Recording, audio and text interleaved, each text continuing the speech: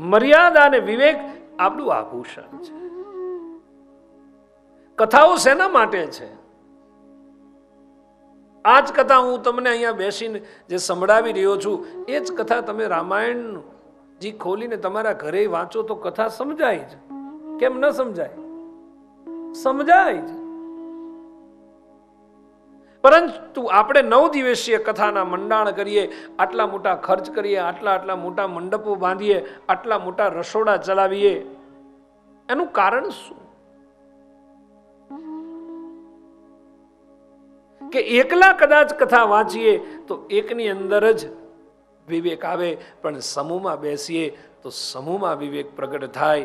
ત્યારે સમજવાનું, કુટુંબ, પરિવાર અને ગામની અંદર વિવેક આવે તો જીવન જીવવાની મજા આવે.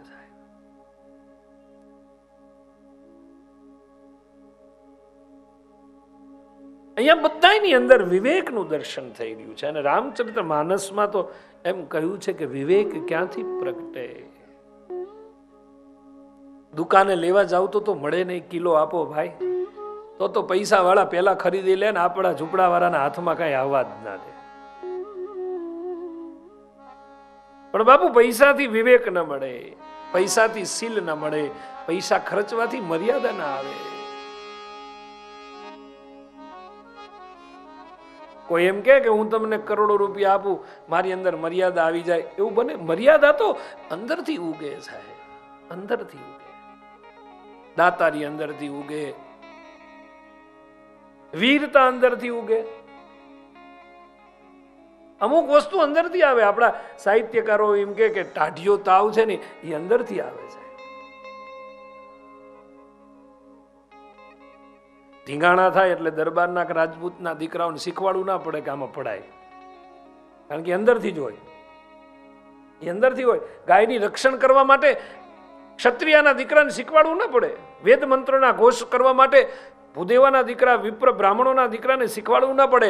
અમારે રામજી મંદિરની પૂજા અમારે સાધુ સંતો કરે, અમારા એને શીખવાડવું ના પડે કે આમ ટોકરી વગાડાય ને આમ જ આરતી ઉતારે, એવું શીખવાડવું ના પડે. અને તમે અખતરો કરી જોજો, ક્યારેક ટોકરી વગાડવાનું આરતી ઉતારવાનું બે કરી જોજો. તમે આમાં આરતી ઉતારવા જશો તો ટોકરી બંધ થઈ જશે, ટોકરી વગાડવા જશો તો આરતી ઉભી રહી જશે. કરજો અખતરો તમે બાપુ, બરાબર હે ને? બાપુને તો બે આમ, અને એ જે ભાવથી ઉતારતો હોય, આનંદ મંગલ કરું આરતી. તમે જો આમ ગુરુની આરતી ઉતારતો એક બાજુ ટોકરી ચાલતી હોય ને એક બાજુ આમ સતત ચાલતી હોય. હવે તમે કરજો સાહેબ, ઘરે જઈને કરજો તો કદાચ ટ્રાય તો કરજો, એકાદ વાર પ્રયત્ન તો કરજો. હા, કામ સીધી નહીં ફરે, ઊંધી ફરવા મળશે. આવું થાય.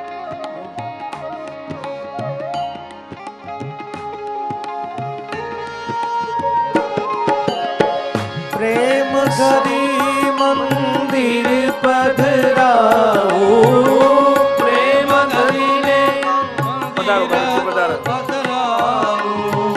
સુંદર સુખડા દેવા વાલા, સુંદર સુખડા દેવા વાલા, આનંદ મંગલ કરું આરતી, હરિ ગુરુ સંતની સેવા વાલા, આનંદ મંગલ કરું આરતી, હરિ ગુરુ સંતની સેવા.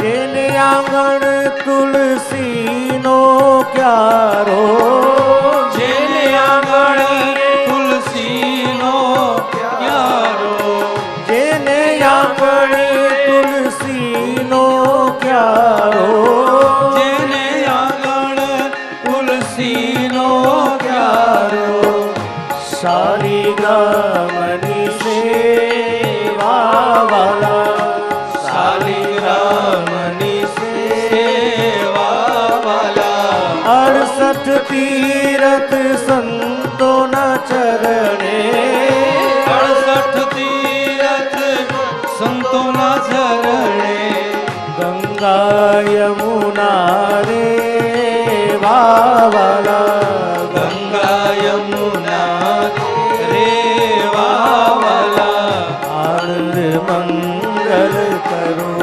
આરતી, હરિ ગુરુ સંતની સેવા વાલા આનંદ મંગલ કરો આરતી. હરિ ગુરુ સંતની સેવા વાલા આનંદ મંગલ કરો આરતી. હરિ ગુરુ સંતની સેવા. તો અમુક વસ્તુ અંદરથી આવે. ઉદય વિપ્ર બ્રાહ્મણ એ વેદ મંત્ર કરે, વેદનો કોષ કરે, એટલે એમાં શુદ્ધતા અને સ્પષ્ટતા હોય જેને શીખવાડવું ન પડે. કારણ કે એની પેઢીઓના રક્તમાં વેદ છે.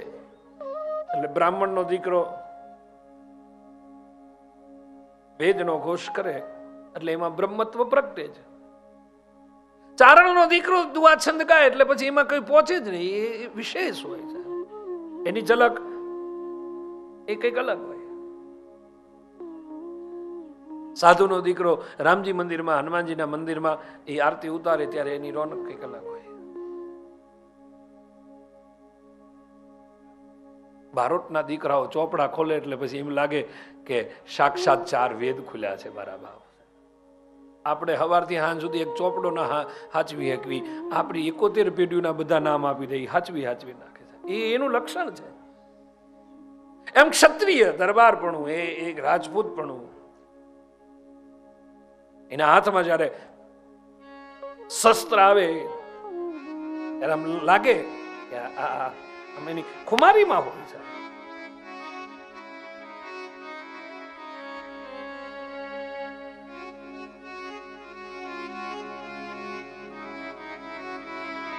ગાયની રક્ષા માટે ન કહેવું પડે, સાધુ સંતોની રક્ષા માટે કહેવું ન પડે.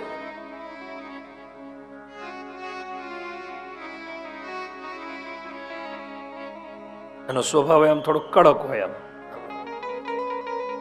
બાપુ કડક હોય ને, આ બાજુ તો ઠીક હે સબ બાકી આમ થોડું કડક હોય. આમ એટલે સત્ય માટે થઈને જે પોતાના જીવને હોમી દે એવો આમ થોડોક કડક હોય. પણ અહીં તો હું 4 દિવસ સીધું બધા છોકરાઓ, બધા દીકરાઓ બધા આમ બહુ વ્યવસ્થિત વિવેક સાથે.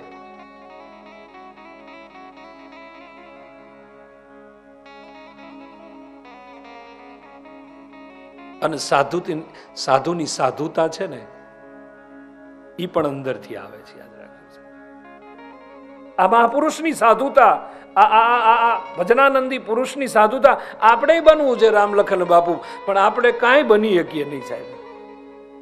આપણે બનવું છે પણ આપણાથી ન બનાય. બાપુ સાધુની સાધુતા અંદરથી આવે. ટાઢિયો તાવ અંદરથી આવે. ગુમડાની રૂજ ઉપરથી ના આવે, અંદરથી આવે.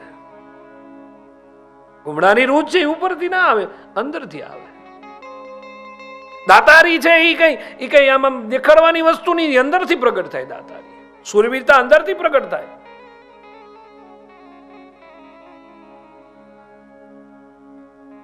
એમ સાધુની સાધુતા એ છે ને અંદરથી પ્રગટ થાય છે સાહેબ.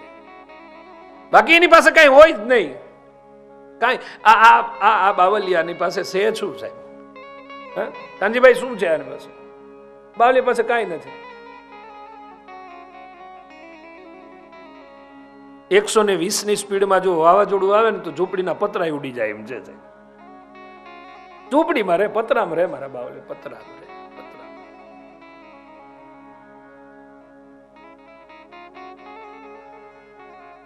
તો એ સાધુતા જે છે એ અંદરથી આવે છે.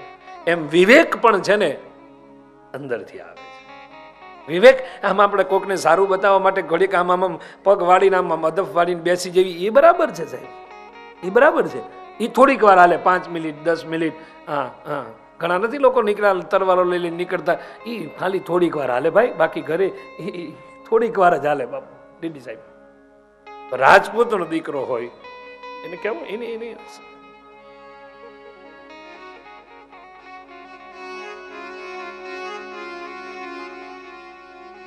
તો વિવેક અંદરથી પ્રગટે, વિનય અંદરથી પ્રગટે છે, સાધુ પ્રત્યેનો પ્રેમ અંદરથી પ્રગટે છે. તો રામચરિત્ર માનસે વિવેક ક્યાંથી પ્રગટે એની વાત ગોસ્વામી તુલસીદાસજી મહારાજે કરી છે. કારણ કે વિવેક દુકાનમાં પૈસા લઈને જાવ તો મળે નહીં, ક્યાંય ખરીદવા નીકળો તો મળે નહીં. વિવેક તો કેવલ અને કેવલ ક્યાંથી આવે? કોઈ સાધુનો સમાગમ કરો તો આવે, અને ક્યાં સમૂહમાં બેસી અને આવડી હરિચરિત્ર સાંભળો તો વિવેક આવે છે.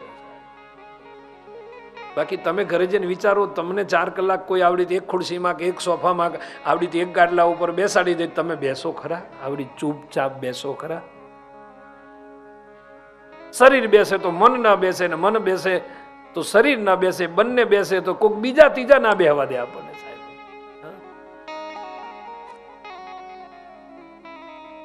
તો માનસકાર લખે છે વિવેક ક્યાંથી પ્રગટ થાય? સત્સંગ વિવેક ન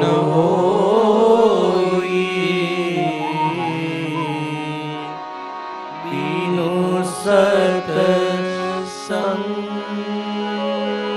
બિનો સત્સંગ, કોઈ અલગારીનો સંગ, કોઈ મહાપુરુષનો સંગ. ઘણા લોકોનું એવું માનવું છે કે વિદ્યા આવે, તમે વિદ્યા અભ્યાસ કરો એટલે વિવેક આવે, કબૂલ મંજૂર છે. પણ એ આવેલી છે એટલે ક્યારેક વિસ્ફોટજનક થાય, ક્યારેક વિસ્ફોટ થાય. આપણી પાસે જે વસ્તુ આવે એનું ક્યારેક ક્યારેક નષ્ટ થાય. સંપત્તિ પુષ્કળ આવે તો ક્યારેક એ સંપત્તિનું આગમન થયું એ રીતે એનું ગમન પણ થાય, કારણ કે બહારથી આવેલી વસ્તુ છે.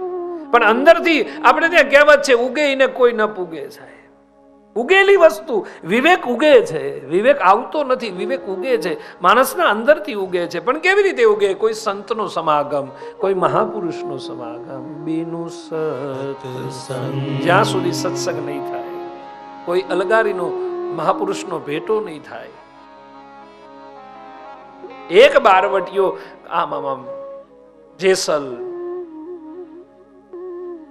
આખી જિંદગી બીજાને ત્રાસ જ આપ્યો છે, પાપાચાર કર્યો છે, પણ તોરલ જેવી સતીનો સંગ થઈ ગયો. અને એ સંગ એ જ એના માટે વિવેકનું પ્રાગટ્ય કરાવે છે. સાહેબ, અન મધ દરિયે વહાણ ડૂબતું હોય ને એવા સમયે એ અધર્મી માણસ પોતાના પાપને કબૂલી લે. આપણે કબૂલતા થઈ જઈએ ને ઘણું બધું તોય વિવેક આવી જાય. બરાબર, આપણે કબૂલતા નથી ને સાહેબ, કબૂલીએ ને તો વિવેક આવી જાય. ભૂલ કરીએ છીએ, પાપ કરીએ છીએ, પણ દબાવીને રાખીએ છીએ.